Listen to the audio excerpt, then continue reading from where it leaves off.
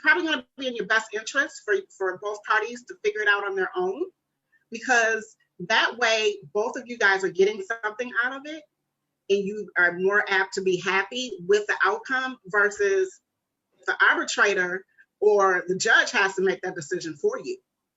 Right, right. Because 9 times out of 10, you're not going to be happy with their decision. So if you put the ball in your own court and you're able to sit down and talk about and discuss what's probably going to be the best plan of action for you, your family, or you and your neighbors, you know, if you got to make a decision whether, you know, if you need to put grandmom and granddad into a facility or versus are they going to be able to stay at home, who's going to help with the care, and, you know, just sit down and devise a plan that's going to work for everyone involved, instead of having the social workers and the attorneys and the police and, you know, just getting the system involved all across the board. There is something that is called, and I have been doing some study and I have been doing work. For some people, they call it restorative justice or restorative practice work. Mm-hmm. I have been doing that, and I am certified with that. And that kind of helps with, if there has been a wrong that's been committed, that both parties can sit down and figure out, okay, how do we move forward? What can we do? Mm-hmm.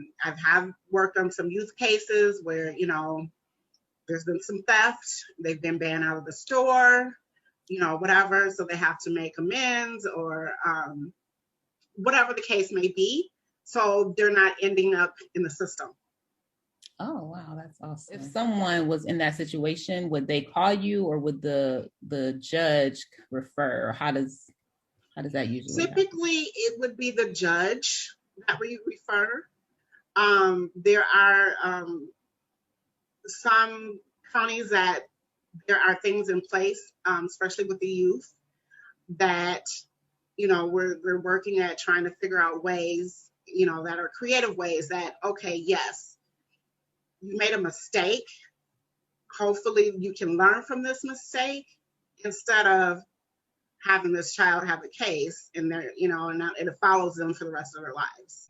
Everything can't always be punitive, and that's the mindset in the world that we live in. Everything is punitive. You know, they may have to do some community service. It may be, they might have to do some restitution. You know, it's a myriad of things of how that person could, you know, right that wrong that took place. And that's something that is a pilot program is being done right now as far as adults too. And now what I'm talking about now, these are nonviolent, nonviolent cases. Is there a lot of Black people in the field, or is it pretty Absolutely not. That is something that we are lacking. I went to a conference a few years back, and that was one of the topics. Mm-hmm. Is that we're looking for people of color. And our guest speaker, she was, you know, a Caucasian female. There are a lot of females that do the work. However, they're recognizing that there's a lack of color. We need some melanin. Yeah.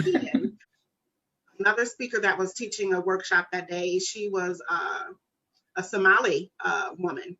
Mm-hmm. So she talked and taught the same thing about the cultural differences and whatnot, and what things look like. And, you know, the way that we do things here is westernized, true enough.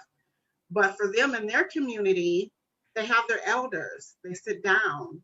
They have a meeting with everyone involved, and that's how things are decided. Culture, we can't really minimize the importance of that. It's very important. Exactly. We know what to do. We know how to relate with one another. We know what to expect from one another. Yeah. It's our culture.